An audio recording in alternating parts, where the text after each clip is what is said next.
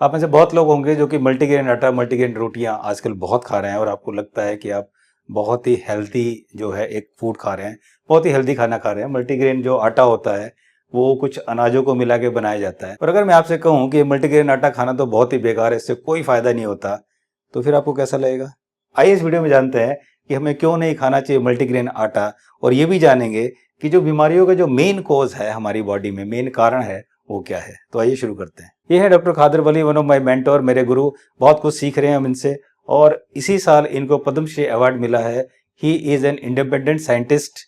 और इनका मानना ये है कि जितनी भी हमारी बॉडी में बीमारियां हैं, जैसे डायबिटीज है, हाई ब्लड प्रेशर है, थायराइड है या ओबेसिटी है, अर्थराइटिस है, एनीमिया है, और कई तरह के जो कैंसर्स हैं, इनका जो मेन कॉज है, जो शुरुआती जो कारण देखा जाता है, वो कारण है हमारी बॉडी में ब्लड का बड़ी तेजी से रिलीज होना। जी हाँ, जब भी हम कुछ फूड खाते हैं, जब भी हम कुछ खाना खाते हैं, तो हमारी बॉडी में ग्लूकोज रिलीज होता है, और वो सबसे बड़े मेन कारण है इन सब बीमारियों का। उसका रीजन ये है कि हमारी बॉडी में जो लीवर है, पेनक्रियाज है या एंडोक्राइन ग्लैंड्स हैं, इनका काम है हमारी बॉडी की सफाई करते रहना, हमारी बॉडी की क्लेंजिंग करते रहना।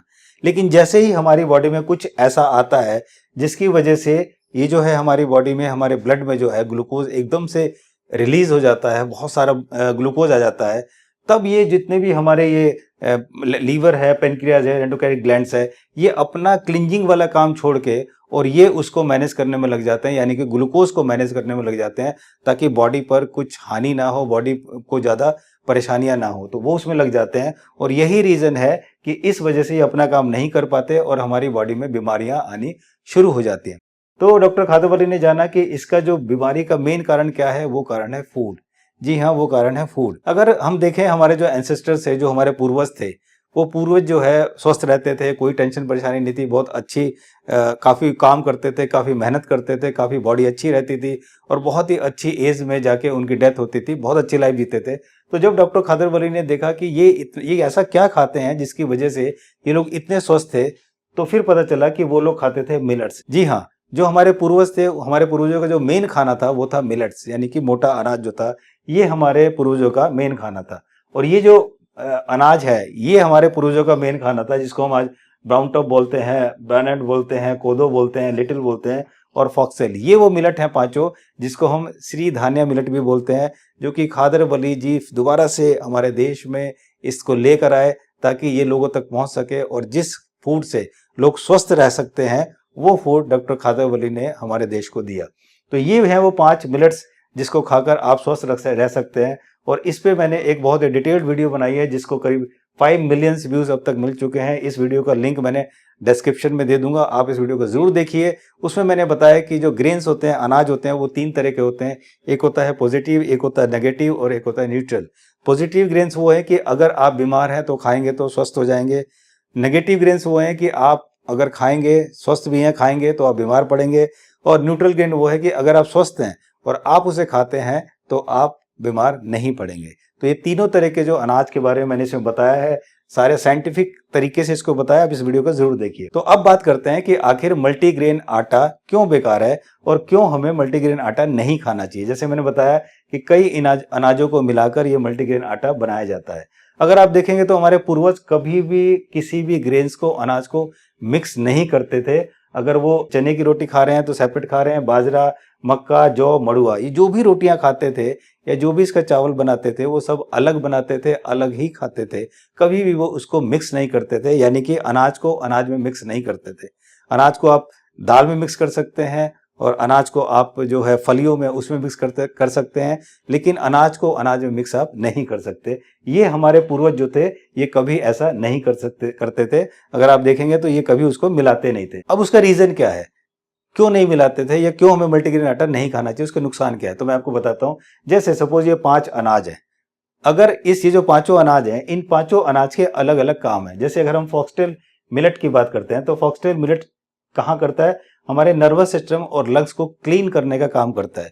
तो जो भी पेशेंट हमारे पास आते हैं जिसको लंग्स की प्रॉब्लम है या नर्वस सिस्टम प्रॉब्लम है, तो हम उनको ये फॉक्सटेल मिलेट ज्यादा खिलाते हैं, ताकि वो रिकवरी उनकी तेजी से हो। अगर हम बात करते हैं लिटिल मिलेट की, तो लिटिल मिलेट जो जितने भी हमारे रिप्रोडक्टिव ऑर्गन्स हैं या एंडोक्राइन ग्लैंड्स हैं, उनको क्लीन करने का काम ये लिटिल मिलेट करता है।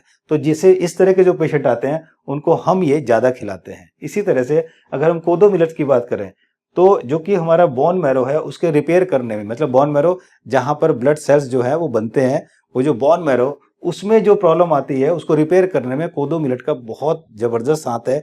और अगर मैंने एक वीडियो भी डाली है कि जो हमारे ब्लड कैंसर के पेशेंट हैं उनको, या जो हमारे थैलेसीमिया के पेशेंट हैं उनको हम ये बहुत ज़्यादा खिलाते हैं। इससे बड़ी तेज़ी से रिकवरी आती है बोन मैरो में।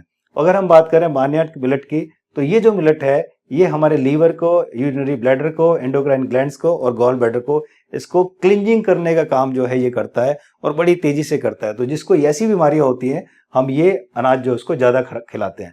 अगर हम करें ब्राउन टॉप मिलेट की बात, तो ये जो हमारे जितने भी रेस्पिरेटरी सिस्टम और बोन्स हैं उसको रिलेटेड जो भी डिसऑर्डर है उसको क्योर करने में ये बहुत अच्छा काम करता है ब्राउन टॉप मिलेट। तो आपने देखा कि जितने पांचों मिलेट हैं, पांचों मिलेट का अलग अलग काम है। अगर आपने इसको मिक्स कर दिया तो ये अंदर जाके कंफ्यूज हो जाते हैं कि किसको क्या करना है। तो इसलिए कभी भी मिलेट्स को या अनाज को मिक्स करके कभी मत खाइए, हमेशा अलग खाइए ताकि वो सेपरेट काम कर सके। अब इनको आपको खाना कैसे है, जो भी अनाज है, ये 5 अनाज है, इनको हर एक अनाज को 2 दिन खाइए, चाहे वो किसी भी फॉर्म में खाइए। इसकी खिचड़ी बनाइए, दलिया बनाइए, चीला बनाइए, पराठा बनाइए, पूरी बनाइए, या आपको इसको डोसा बनाइए, इडली बनाइए, कुछ भी बनाइए, किसी भी फॉर्म में आप खा सकते हैं। 2 दिन एक अनाज को आप 2 दिन खाएं, फिर 2 दिन दूसरे अनाज को, इस तरह से 10 दिन में ये 5 अनाज होंगे। फिर इसको दोबारा से उसी तरह से रोटेट करते रहिए। तो इस तरह से आप और आपका परिवार अगर इस अनाज को खाएगा तो आप कभी भी बीमार नहीं पड़ेंगे और हमेशा स्वस्थ रहेंगे। इसकी जानकारी मैंने उस मिलेट्स वाली वीडियो में भी दिया है, उसको भी आप ठीक से देखिएगा। तो जिस तरह से हमारे पूर्वज हमारे अनाजों को मिक्स नहीं करते, इसलिए आप भी अनाजों को कभी मिक्स करके ना खाएं, मल्टीग्रेन आटा ना खाएं, हर आटे को अलग अलग करके खाएं, तभी आपको उसका बेनिफिट मिलेगा, वरना आपको बेनिफिट नहीं मिलेगा।